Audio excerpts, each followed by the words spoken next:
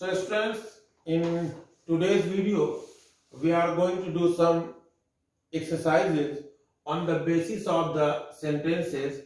Just as you all know that we have studied in degree of comparison how to change a positive degree into the comparative. Means कि हमने positive degree को comparative में change करने का कल rule पढ़ा था। आज के वीडियो में हम आपको टॉप 15 सेंटेंसेस की प्रैक्टिस करके दिखाएंगे और कि कैसे उनको करना है, उसके सॉल्यूशन को समझाएंगे और उसके बाद आप अपने से सेल्फ से प्रैक्टिस कर सकते हैं। और अगर आपको उसमें कोई भी प्रॉब्लम आती है फ्रेंड्स, तो डिस्क्रिप्शन बॉक्स में मेरा नंबर लिखा हुआ है, आप उसमें से मुझसे कंसल्ट भी कर सकते हैं। हम आपकी प्रॉब्लम्स को सॉल्व करने की पूरी कोशिश करेंगे। तो चलिए फ्रेंड्स स्टार्ट करते हैं आज की ये वीडियो टॉप 15 सेंटेंसेस को लेकर के। एक सेंटेंस यहां पर लिखा हुआ है कि Sohan is as good as Rohan. अब ये सेंटेंस पॉजिटिव सेंटेंस का है। कल मैंने आपको बताया था कि पॉजिटिव सेंटेंस दो टाइप के होंगे। एक वो होगा जिसमें एक सिंपल सेंटेंस होगा, जिसमें सब्जेक्ट होगा, बी वर्ब होगा, एडजेक्टिव होगा। जैसे होता Sohan is a good boy, तो वो टाइप 1 सेंटेंस होता। बट इसमें एज लगा है, इसका मतलब ये टाइप 2 का सेंटेंस है। और टाइप 2 को सेंटेंस करने का रूल था कि पहले की हेल्पिंग वर्ब के ठीक पहले जितना कुछ भी लिखा है आप उसे S1 मान लीजिए और दूसरे वाले एज, पहला एज ये दिया है और दूसरा वाला एज यहां पर दिया है। दूसरे वाले एज के बाद जो कुछ भी लिखा हो, चाहे कितना कुछ भी लिखा हो, वो सारा कुछ आपका हो जाता है S2। ठीक है। और जो एज के बीच में लिखा होता है, एज के बीच में, ये वो वर्ड होता है जिसे हमें कंपैरेटिव में चेंज करना होता है। ध्यान रखिएगा, एज और एज के बीच में जो वर्ड है उसे हमें कंपैरेटिव में चेंज करना है। तो चलिए रूल क्या कहता है कि सबसे पहले S2 को लिखेंगे, फिर इसके अकॉर्डिंग बी वर्ब लगाएंगे। उसके बाद अगर हमारे ऊपर के पॉजिटिव सेंटेंस में नॉट दिया है तो नीचे नहीं लगाना है, अगर ऊपर नॉट नहीं दिया है तो नीचे लगाना है। और ये रूल इसलिए इसमें काम करेगा क्योंकि हमारे इस तरफ भी एक थर्ड पर्सन सिंगुलर सब्जेक्ट है और हमारे इस तरफ भी एक थर्ड पर्सन का सिंगुलर सब्जेक्ट ही है। तो फ्रेंड्स हम लोग क्या करेंगे, हम लोग इसमें नॉट का रूल अप्लाई करेंगे। तो क्या हो रहा है, यहां पर नॉट नहीं मिला तो हमने यहां पर क्या लगा देना है, नॉट लगा देना है। और उसके बाद हमें क्या करना है, गुड की कंपैरेटिव डिग्री यूज करनी है। उसके बाद हमें देन लगाना है और फिर सब्जेक्ट 1 लिख देना है। ये हो जाएगा हमारा ऐसे सेंटेंसेस का स्ट्रक्चर। अब इसी को हम फिल कर देते हैं। S2 का मतलब रोहन है। अब बी वर्ब का मतलब रोहन, यहां टेंस है इज। अब रोहन के साथ भी इज ही लगता है, टेंस नहीं बदला जाता।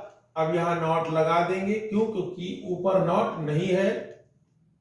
कंपैरेटिव डिग्री गुड की कल हम लोगों ने डिस्कस किया था, बेटर होती है। और फिर देन, और फिर क्या, S1 सोहन। तो फ्रेंड्स इस तरह से हमारा सेंटेंस बन जाता है कि Rohan is not better than Sohan. अगर ऊपर वाले सेंटेंस में होता कि Sohan is not so good, या not as good as Rohan, तो फिर हम यहां लगाते हैं Rohan is better than Sohan. Okay, now we have this sentence, silver is not as precious as gold. अब सेम सेंटेंस है हमारे पास, पहले वाले सेंटेंस में नॉट नहीं लगा था और इस सेकंड सेंटेंस में यहां पर नॉट लग गया है। अब हमें क्या करना है, जो हमारी हेल्पिंग वर्ब है यानी इज, इसके पहले जो कुछ भी लिखा है वो हमारा हो जाता है S1। और दूसरे वाले एज, यानी एक एज ये लगा है, एक एज ये लगा है, तो दूसरे वाले एज के बाद जो कुछ भी लगा है वो हो गया हमारा टू। क्लियर? अब रूल के अकॉर्डिंग हम क्या करेंगे, टू को पहले लाएंगे तो हमारा क्या बन गया, गोल्ड। अब हेल्पिंग वर्ब इज, अब यहां पर नॉट लगा है तो यहां नहीं लगाना है। और प्रीसियस, अब प्रीसियस की कंपैरेटिव डिग्री क्या होगी नहीं पता, तो यहां क्या कर देंगे, मोर लगा देंगे, मोर प्रीसियस देन सिल्वर। तो इस तरीके से हमारा क्या सेंटेंस बना, पहला था silver is not as precious as gold, यानी कि जो चांदी है वो उतनी कीमती नहीं है जितना कि सोना। तो यहां क्या बना कि gold is more precious than silver, सोना ज्यादा कीमती है चांदी के बजाय। और इस तरीके से हमारे दोनों सेंटेंसेस का सेंस एक ही आ रहा है। दोस्तों यहां पर ध्यान रखने वाली बात, ये नॉट वाला कॉन्सेप्ट है। अगर ऊपर नॉट है तो देखिए नीचे नहीं लगाया गया है, पहले सेंटेंस में ऊपर नॉट नहीं था तो नीचे लगा दिया गया था। Okay students, now have one more sentence. This is sentence number 3, and again the same task we have to do. First of all we have to see helping verb. This is here. तो just before your helping verb, यानी कि is के ठीक पहले जितना कुछ है underline किया और ये हो गया S1, और दूसरे वाले as के बाद जो कुछ था, दूसरे वाले as के बाद ये हो गया हमारा S2। अब as पर द रूल हम क्या करेंगे, S2 को इधर लाएं, S2 इधर आया तो क्या हो गया, आयरन इधर आ गया, आयरन। अब हमें टेंस नहीं बदलना है, iron is a metal, metal है तो हेल्पिंग वर्ब इज का इज ही लग गई, तो आयरन इज। अब देखिए, अब यहां पर नॉट वाला रूल लगाना था, लेकिन यहां पर हमारे नो अदर का रूल आ गया है। यानी सेंटेंस में मैंने आपको बताया था कि अगर no other, any other, very few, many other, most other का यूज हो तो उसमें नॉट वाला रूल नहीं देखना है, यानी इसमें नॉट वाला कॉन्सेप्ट खत्म हो चुका है। अब इसमें नो अदर है तो नॉट का कोई मतलब नहीं है, तो आयरन इज क्या कर दिया। अब हमें देखना है कि इसमें हमको कंपैरिजन करना है, तो कंपैरिजन किसका करेंगे, तो दोस्तों जो सो और एज के बीच में वर्ड दिया होगा या एज के बीच में वर्ड दिया होता है उसी का कंपैरिजन होता है। अब यहां पर क्या दिया, यूजफुल। अब आप देखिए यूज एक है और फुल दूसरा है, यानी इसमें ऑलरेडी एक सफिक्स लगा हुआ है, तो यहां पर हमें क्या करना है, मोर लगा देना है। तो क्या कर दिया, मोर यूजफुल, तो आयरन इज मोर यूजफुल। अब आगे क्या करेंगे, देन लगा देंगे as per the rule. Rule मैंने आपको फर्स्ट सेंटेंस में बता दिया है, पिछले वीडियोस में भी बता दिया। फ्रेंड्स, अगर आपको रूल्स में कोई डाउट है तो आप उसे फिर से देख करके रूल क्लियर कर सकते हैं कि हम ये देन कहां से ला रहे हैं। तो iron is more useful than. अब आपका क्या करना है, S1 लिखना है। अब S1 में आपको क्या बताया गया है कि अगर सेंटेंस में नो अदर दिया है तो नो अदर को आपको एनी अदर में चेंज कर देना है, और आगे जो भी दिया है वो वही रहेगा। तो क्या बताया गया कि नो अदर को एनी अदर में कर देना है, और अगर एनी अदर दिया होता तो उसे नो अदर में बदल देते। तो नो अदर को एनी अदर में और एनी अदर को हम नो अदर में बदल देते हैं। तो इस तरीके से हमारा जो करेक्ट आंसर है वो क्या है, iron is more useful than any other metal. Okay students, now we have question number 4. The sentence says very few students are as intelligent as Ram. The same pattern will be followed here. First of all we have to see what, yes of course the helping verb, and the helping verb is are. क्यों है और, because I have told you, already told you, sorry English में बोलने लगे हम, हिंदी में मुझे पढ़ाना है। तो क्या होगा, आर आपकी क्या है, एक हेल्पिंग वर्ब है, इसके पहले जो भी दिया है ये क्या है, S1 है, और दूसरा एक एज ये है, दूसरा एज ये है, दूसरे एज के बाद जो दिया है वो क्या है, S2 है। तो एज पर द रूल सबसे पहले हम क्या करते हैं, S2 को इधर लाते हैं, तो क्या हो गया ये, राम। अब स्टूडेंट्स वेरी फ्यू, तो यहां आर लगा था लेकिन राम के साथ तो इज लगता है, तो राम के साथ इज हो गया। ये प्लूरल है स्टूडेंट्स, एक से ज्यादा है, प्लूरल है इसलिए आर लगा है। राम एक व्यक्ति का नाम है इसलिए इज लग गया है, तो राम इज। अब क्या करेंगे हमको कंपैरेटिव डिग्री चाहिए होगी, तो कंपैरेटिव डिग्री किसकी बनानी है, एज और एज के बीच में जो वर्ड है यानी इंटेलिजेंट की। अब इंटेलिजेंट का इंटेलिजेंट, इंटेलिजेंटर, इंटेलिजेंटिस तो होता नहीं, क्योंकि ये एक क्या है, एब्स्ट्रैक्ट चीज है। तो फ्रेंड्स ये भी याद रखना कि जो एब्स्ट्रैक्ट चीजें होती हैं उनको हम कंपैरेटिव डिग्री में ऑलमोस्ट नहीं बनाते, उनके पहले हम मोर लगा देते हैं। तो हमने क्या बना दिया, राम इज मोर। अब आगे सेम वही word, intelligent, Ram is more intelligent, और फिर आगे हमने लिख दिया देन। अब आगे हमें क्या करना है, अब देन के बाद हमें बदलना है S1 को। अब ध्यान रखिए, मैंने आपको बताया था क्या कि वेरी फ्यू अगर आ जाए तो इसको मेनी अदर में या मोस्ट अदर में बदल देते हैं, मोस्ट अदर में बदल देते हैं। और अगर भाइयों अगर काउंटेबल नाउन हो कोई तो आप मेनी अदर का यूज करें, वो ज्यादा अच्छा माना जाता है। यानी वेरी फ्यू को काटेंगे तो हमें यहां पर क्या लिखना होगा, हमें लिखना होगा मेनी अदर, और फिर आगे क्या बच रहा है, स्टूडेंट्स। तो इस तरीके से हमारा सेंटेंस क्या बन रहा है, Ram is more intelligent then many other students. Okay students, now we have one more sentence number 5, and the sentence says birds do not fly as fast as aeroplanes। Mean क्या है, बर्ड्स का मतलब होता है चिड़िया, डू नॉट फ्लाई चिड़िया नहीं उड़ती है, एज फास्ट इतना तेज जितना एरोप्लेन्स उड़ते हैं, हवाई जहाज उड़ते हैं। और ये हमारा एक कंप्लीट सेंटेंस हो जाता है। हमें इसे क्या करना है, we have to change the sentence into the comparative form.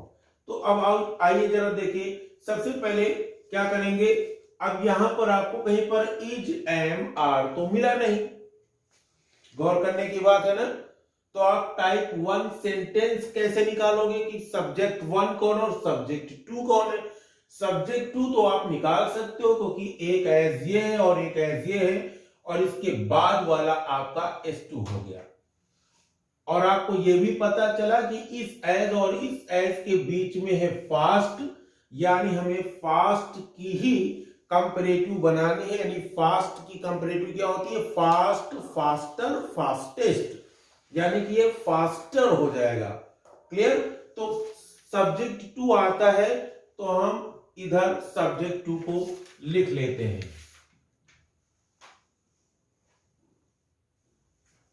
Aeroplanes. अब फ्रेंड्स जरा देखिए, birds do not fly as fast. अगर आप गौर करोगे तो आपको सेंटेंस कठिन नहीं लगेगा, बट कंपटीशंस में ऐसे सेंटेंस दिए जाते हैं क्योंकि बच्चे जनरल रूल पर कर देते हैं और वो गलत हो जाते हैं। यहां पर आप देखो कि कंपैरिजन किस में हो रहा है, बर्ड्स में और एरोप्लेन्स में कंपैरिजन हो रहा है या उनके उड़ने में कंपैरिजन हो रहा है। Birds do not fly as fast as aeroplanes, ठीक है। तो बर्ड्स उतनी तेज नहीं उड़ती जितने की हवाई जहाज। अब यहां पर क्या दिक्कत आ रही है, ये सेंटेंस इतने पर रोक करके आपको कंफ्यूज किया जाता है, जबकि अगर यहां पर अगर ये हो जाए एरोप्लेन्स डू फुल स्टॉप, तो अब आपके लिए बनाना आसान हो जाता है। लेकिन कंपटीशंस में क्या होता है, कंपटीशंस में कई बार इस डू को नहीं लिखा जाता और एरोप्लेन्स पर ही फुल स्टॉप लगा दिया जाता और बच्चे कंफ्यूज होते हैं। तो ध्यान रखिएगा, यहां पर कंपैरिजन बर्ड्स और एरोप्लेन्स में नहीं हो रहा है, बर्ड्स और एरोप्लेन्स की फ्लाइंग में हो रहा है, उड़ने की क्षमता पर हो रहा है, ना कि चिड़िया और हवाई जहाज में कंपैरिजन हो रहा है। ठीक है ना, उनके उड़ने पर देखो, बर्ड्स डू नॉट फ्लाई, चिड़िया नहीं उड़ती हैं इतनी तेज जितनी तेज हवाई जहाज, यानी हवाई जहाज ज्यादा तेज उड़ते हैं चिड़िया से। तो यहाँ हवाई जहाज और चिड़िया की एक आदत का कंपैरिजन है और वो आदत है उड़ने की। Is it clear? अगर आपको ये बात समझ में आई तो अब आप आ जाइए, एरोप्लेन्स डू नॉट, यहां पर डू नॉट लिखा था, यहां पर आपने डू नॉट लिख दिया। अगर आपने नॉट लिख दिया तो गलत हो गया, तो हम क्या करेंगे, आप डू नॉट को कट कर दीजिए। अब वर्ब कौन सी आई, डू नॉट फ्लाई, तो वर्ब कौन सी है, फ्लाई की, तो एरोप्लेन्स फ्लाई। अब आ जाइए कंपैरेटिव डिग्री, फास्ट तो क्या हो जाता है, फास्टर, एरोप्लेन्स फ्लाई फास्टर, आगे क्या है, देन, अब आगे बर्ड्स और आगे do, aeroplanes fly faster than birds do. अब याद रखिएगा, अगर आपने यहां पर ये डू नहीं लगाया तो आपका सेंटेंस गलत हो रहा है। क्यों गलत हो रहा है, क्योंकि यहां पर कंपैरिजन वर्ब का हो रहा है और आपको वर्ब तक जाना पड़ेगा जिसमें कंपैरिजन हो रहा है। This is the special thing which is often missed, okay, and most of the students do wrong while changing the sentences into the comparative form. So this is the typical type of sentence. So students, once more I have this typical type of sentence. एक बार और आपके सामने हम एक मुश्किल question लेके आए हैं। वैसे देखने में तो बहुत आसान है, elephants do not live as long as tortoise. Elephants सबको पता है हाथी होते, डू नॉट लिव नहीं जिंदा रहते हैं, एज लॉन्ग इतने लंबे दिनों तक, एज टॉर्टोइसेस जितने की कछुए, टॉर्टोइसेस मींस कछुए, यानी कि हाथी उतने दिनों तक जिंदा नहीं रहते जितने की कछुए, यानी कछुए ज्यादा दिनों तक जिंदा रहते हैं। अब हमें क्या करना है, हमें इस सेंटेंस को कंपैरेटिव में चेंज करना है, और ऐसे सेंटेंसेस कंपटीशंस में बहुत आते हैं स्टूडेंट्स। ये डिफिकल्ट पॉइंट है, आपको मैं इसे समझा रहा हूं। यूट्यूब पर इस तरह के डिफिकल्ट सेंटेंसेस की वीडियोस आपको कम मिलेंगी फ्रेंड्स। आपको नॉर्मल चीजें ही लोग बताते हैं, क्योंकि उसी के बिहार पर वो आपको अट्रैक्ट करते हैं। पेमेंट में जब आप आ जाते हो तभी आपको ऐसे सेंटेंसेस बताए जाते हैं, अदरवाइज डेमो क्लासेस में ऐसे सेंटेंसेस आपको नहीं दिए जाते जो आपको मैं दे रहा हूं। ध्यान दीजिए, elephants do not live as long as tortoises. क्या करना है, हमें देखना है कि हमारा जो दूसरा है, एज और एज के बीच में आया लॉन्ग और दूसरे एज के बाद आया टॉर्टोइस, तो ये हो गया S2। अब हमें क्या करना है, इस S2 को इधर लेके आना है। तो कोई बात नहीं, हमने इसको इधर ले लिया, TORTOISES, टॉर्टोइसेस। टॉर्टोइसेस मींस होता है कछुए, ठीक है। अब देखिए, जरा गौर करिएगा, यहां पर जो कंपैरिजन हो रहा है वो किसका है, कछुआ और हाथी का कंपैरिजन है या कछुआ और हाथी की जिंदगी का कंपैरिजन है।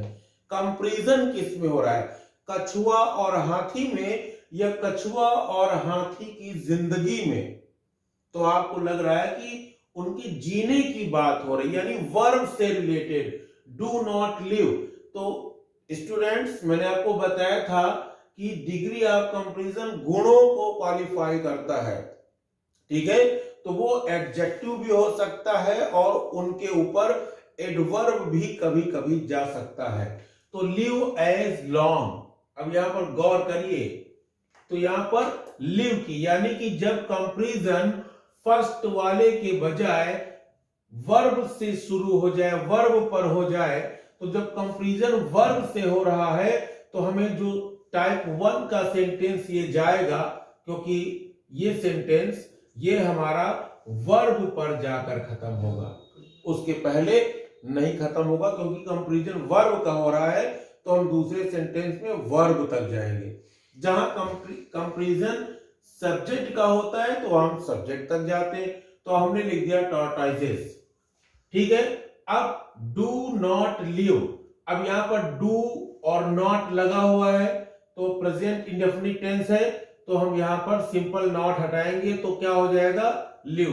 अब आप उस रूल को याद करिए कि जब आपके दोनों तरफ एक सर्टेन नाउन हो तो आपको नॉट का रूल लगाना है, यानी अगर यहां पर नॉट लगा है तो नहीं लगाना है और नहीं लगा है तो लगाना है। तो यहां पर नॉट लगा है, अब क्योंकि प्रेजेंट इंडेफिनिट का टेंस है तो यहां पर नॉट लगाने के लिए हमें हेल्पिंग वर्ब डू की जरूरत पड़ेगी। जैसे आई गो, आई डू नॉट गो, तो जब हम नॉट को रिमूव करेंगे तो डू भी हटेगा और क्या हो जाएगा, आई गो। आई गो का ही बनता है negative, I do not go.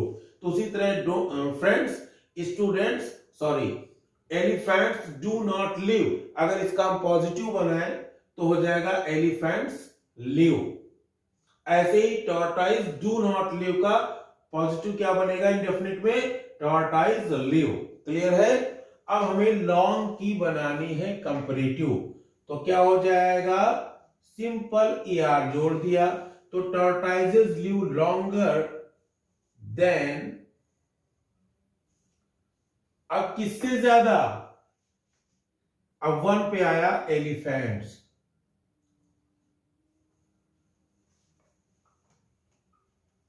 Then elephants. अब चाहे आप यहां पर लिव लिखो और चाहे सिंपल हेल्पिंग वर्ब पर खत्म कर दो, डू लिख दोगे तब भी आपका काम हो जाएगा, यानी tortoises live longer than elephants do, या एलिफेंट्स लिव, दोनों सही होंगे। तो फ्रेंड्स, अगर आपको हमारी वीडियो पसंद आ रही हो, अगर आपको हमारा मैटर अच्छा लग रहा हो, आपको लग रहा हो कि हम आपको ग्रामर सिखाने में कामयाब हो रहे हैं, तो प्लीज आप हमारे चैनल को लाइक करिए, अपने दोस्तों को शेयर करिए और सब्सक्राइब करिए। Thank you very much for watching this series of videos.